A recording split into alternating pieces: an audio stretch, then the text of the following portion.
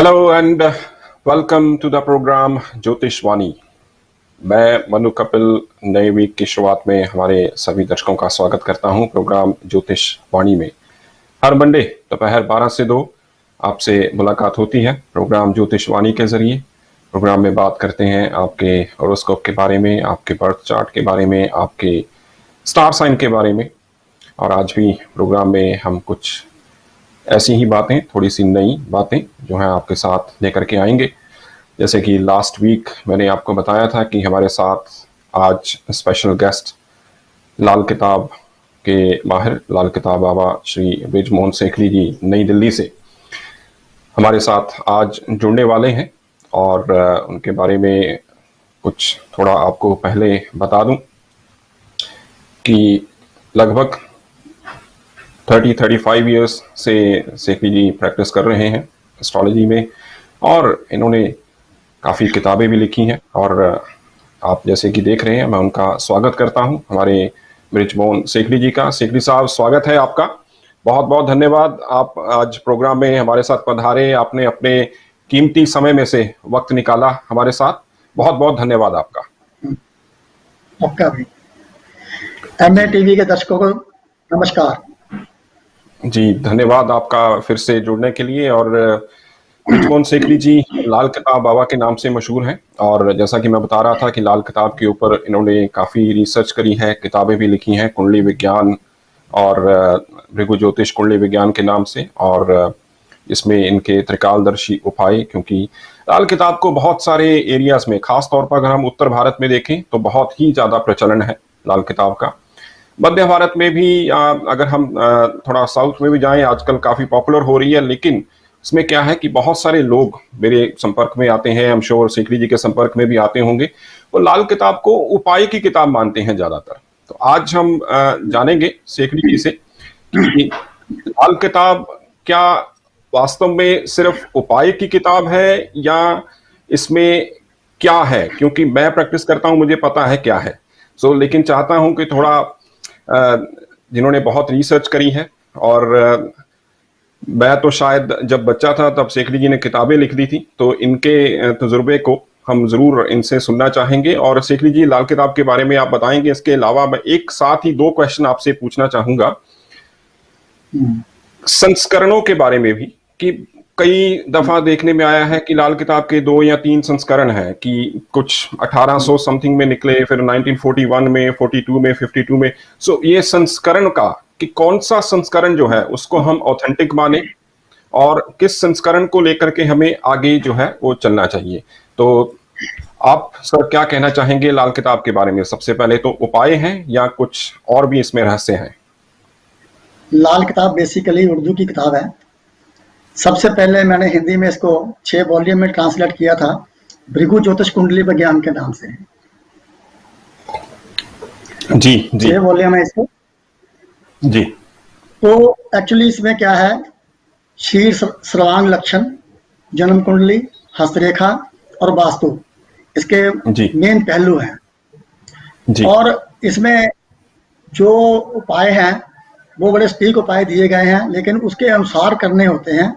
उसमें जैसे कोई कैरेक्टर सही रखना है, दारू नहीं पीनी है, और कई ऐसी प्रिकॉशंस हैं उसमें लेनी पड़ती हैं। जी इसका हर उपाय जो 43 डेज का होता है, 43 डेज रेगुलर करना होता है। अगर उपाय बीच में टूट जाए तो दोबारा शुरू करना पड़ता है एक से। जी जी, तो बिल्कुल। वो संस्करण एक की बात है, हाँ जी जी संस्करण की बोलिए। बात यह है, तो इसके 5 संस्करण बड़े हैं। हम्म। और उसमें क्या है,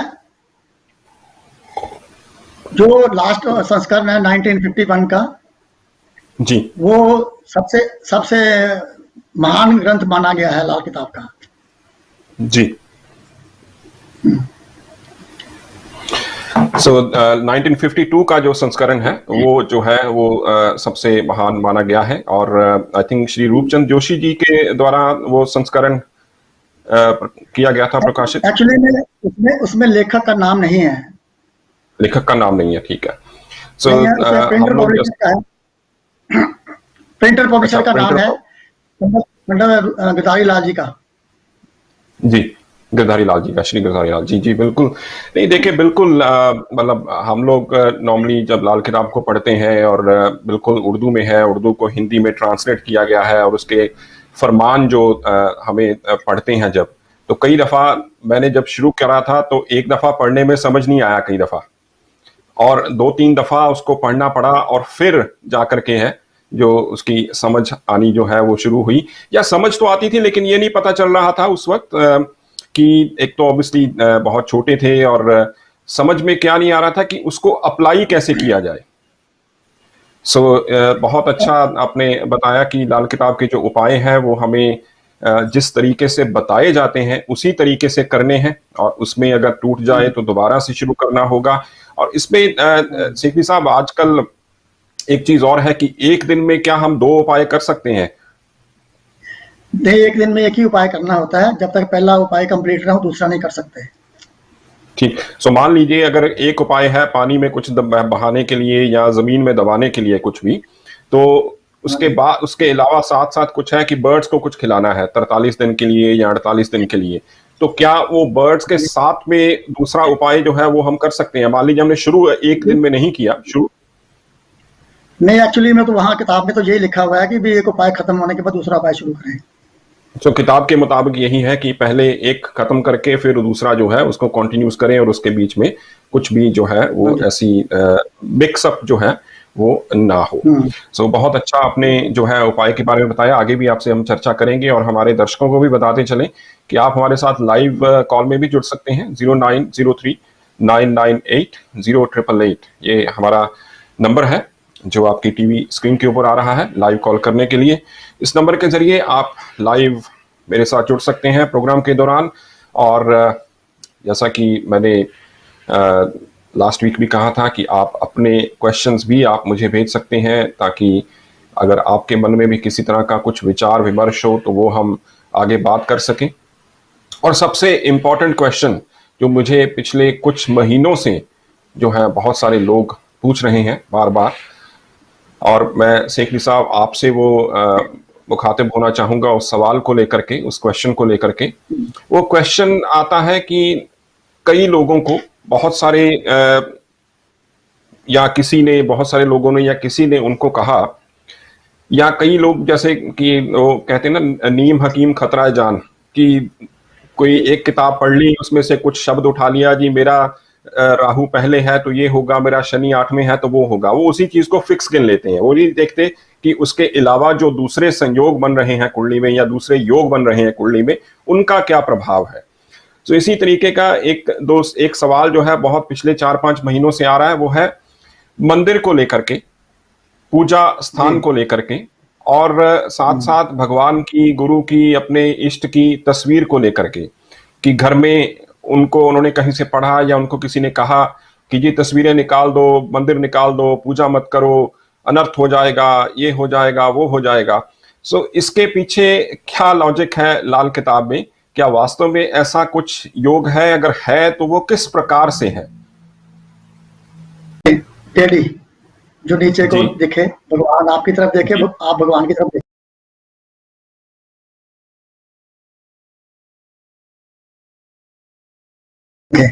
ऐसे 3 कुंडलियों वालों के योग है, जिसकी कुंडली में दूसरे घर में अगर चंद्रमा है तो उसमें लाल किताब में लिखा हुआ है कि रखा घर में मंदिर, बजने लगे घड़ियाल मंदिर जो घर में, बजा देंगे लवल्दी का घंटा वो दम में। अगर चंद्र दूसरे घर वाला व्यक्ति घर में घंटियां शंख बजाएगा, लवल्दी का घंटा होता है निसंतान होना। निसंतान होना, बिल्कुल। एक तो हाँ जी, दूसरा है साथ में है जिसके बृहस्पति हो उसके लिए है, वो रखा घर में मंदिर ना परिवार देगा, बचेगा लड़का तो मिट्टी करेगा। अगर साथ में जिसके बृहस्पति है वो घर में मंदिर बनाता है तो उसको भी संतान की प्रॉब्लम होती है, तो लड़का कहने का नालायक हो जाए या कंसीव ना हो, लड़कियां हो जाएं। जी जी। तीसरा योग है कि बुध किसी के अष्टम घर में बैठा है, तो उसमें एक लाल किताब में दिया गया है कि भाई कब्र तक की लानत फरिश्ते भी भागे, लगे आग ऐसी नजर ना आवे। उसका मतलब ये है कि अगर घर में मंदिर बनाओगे, मंदिर की जब जब आप सफाई करोगे तो घर में ऐसा लगेगा जैसे किसी ने कुछ कर रखा है, बिना हनुमान जी के लंका में आग लग जाना, मतलब ऐसी समझ नहीं आ रही क्या हो रहा है, तो ऐसी जी। घटनाएं घटती हैं। तो 3 जी। योगों में मंदिर मना किया गया है, लेकिन वैसे मूर्तियां बिल्कुल मना कर रखी हैं। हाँ, नहीं बिल्कुल, अगर हम वैदिक ज्योतिष में देखें या हम सनातन धर्म के मुताबिक भी हम देखें, तो उसमें भी घर में मूर्ति को मना किया गया है कि अगर आप मूर्ति रखें तो या तो उसकी प्रॉपर स्थापना करें, प्राण प्रतिष्ठा हो, चल हो या अचल हो तो प्राण प्रतिष्ठा के साथ हो। अमूमन हम लोग देखते हैं घरों में बड़ी-बड़ी मूर्तियां जो हैं वो लोग रख लेते हैं, तो नेचुरली उस चीज का जो प्रभाव है वो थोड़ा पड़ता है कि हम परिवार में, गृहस्थ जीवन में जो उसके रूल्स रेगुलेशन कहें आज के लफ्जों में, तो उसको हम अच्छे से फॉलो नहीं कर पाते हैं। जी। और बिल्कुल, लेकिन जो मुझे सही पूछे तो जितने लोगों ने मुझे पूछा उन तीनों का ऐसा कोई भी योग नहीं था कि चंद्रमा दूसरा हो या गुरु 8वां हो या बुध 8वां हो। लेकिन बस एक कहीं से उन्होंने पढ़ा या कुछ, जैसे आपने कहा कि मूर्ति नहीं रखनी है, तो लोग तस्वीर को भी मूर्ति समझने लग जाते हैं। निश्चित और अलग चीज है, जो स्टैचू। हाँ, बिल्कुल, अपना स्टैच्यू ना रखें, और उसमें भी जो अगर हम वैदिक के हिसाब से देखें, उसमें कहा गया है कि आपके 10 उंगलों से बड़ा स्टैच्यू ना हो।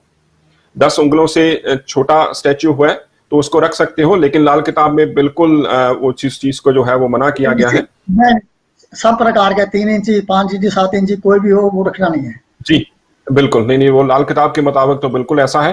तो सेक्रेटरी साहब, ब्रेक की तरफ जाने का वक्त हो गया है और ब्रेक के बाद आपसे इसी से जुड़े 1-2 सवाल और हैं, वो भी मैं आपसे जानना चाहूंगा।